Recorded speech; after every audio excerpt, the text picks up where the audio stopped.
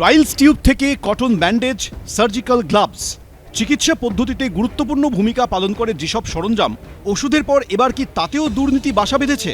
এ প্রশ্ন উঠছে তার কারণ এবার দেশ জুড়ে গুণমান যাচাইয়ে ফেল করেছে 150-র বেশি ওষুধ এবং চিকিৎসা সরঞ্জাম।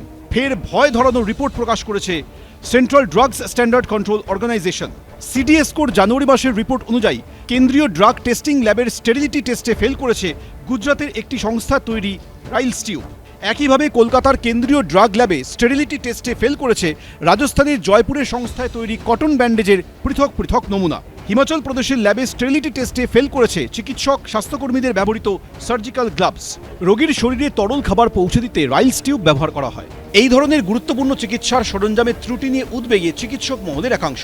গ্লাভসের ক্ষেত্রে আনস্টেরাইল যদি হয় তাহলে রুগীর ডাইরেক্টলি ক্ষতি, মানে আমি তো ধরে নিচ্ছি যেই মুহূর্তে আমি গ্লাভসটা পরলাম অর্থটা হচ্ছে আমি ডাইরেক্টলি ঢুকে গেলাম এমন একটা সিস্টেমে যেখানে জিরো ব্যাকটেরিয়া জোন।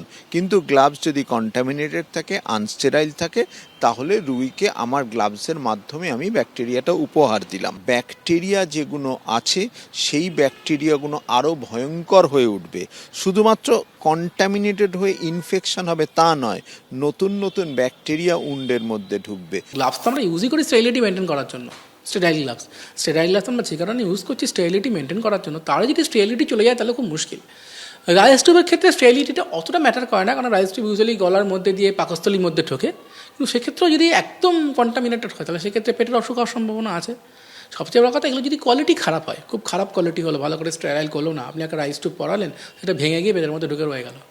কারণ আমরা প্রায় দেখতে পাচ্ছি, আমরা কিছু অনেক ক্ষেত্রে কিছু কনজিউমেবলস পাচ্ছি নামি দামি কোম্পানিরও, তাদের কোয়ালিটি অনেক খারাপ হচ্ছে। ক্যানুলা করতে গিয়ে ক্যানুলা ভেঙে যাচ্ছে, ইন্টুবেট করতে গিয়ে ইরিটিউব ভেঙে যাচ্ছে, ট্রাইকেস্টোমি টিউব ভেঙে রয়ে যাচ্ছে। চিকিৎসায় ব্যবহৃত সরঞ্জামের পাশাপাশি বিশুদ্ধতার পরীক্ষায় পাশ করতে পারেনি একাধিক ওষুধ। সিডিএসকোর রিপোর্টে বলা হয়েছে ফেল করা ওষুধের তালিকায় রয়েছে সংক্রমণ ঠেকাতে ব্যবহৃত ইনজেকশন, হজমের ওষুধ, স্নায়ু রোগের ওষুধ, ক্যালসিয়াম ও ভিটামিন ট্যাবলেট, অ্যান্টিবায়োটিক ইনজেকশন, আলসারের ওষুধ, রক্তাল্পতার ইনজেকশন, স্যালাইন, যক্ষার ওষুধ, ক্যান্সারের ওষুধ, ডায়াবেটিসের ইনজেকশন, ফুসফুসের সংক্রমণের ওষুধ। সিডিএসকোর এই তালিকায় রয়েছে এই রাজ্যের একাধিক সংস্থায় তৈরি ওষুধের নামও। যেমন সিডিএসকোর গুণমান পরীক্ষায় ফেল করা ওষুধের তালিকায় রয়েছে জোকার ড্রাগট ইন্টারন্যাশনালে তৈরি খাদ্যনালীতে সংক্রমণ ঠেকানোর ওষুধ। রাজারহাটের ক্যাপলেট ইন্ডিয়া সংস্থার বানানো ওআরএস ফেল করেছে গুণমান যাচাইয়ে।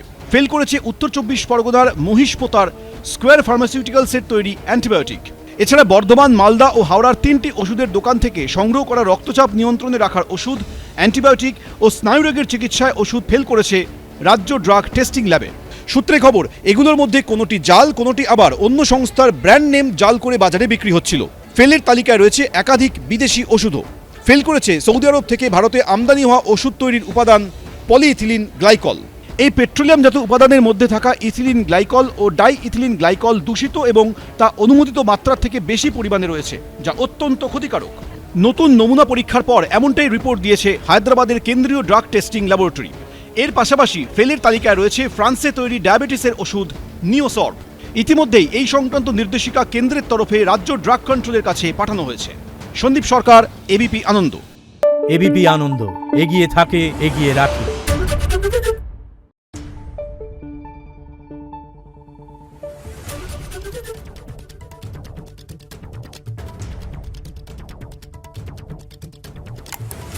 Thank you.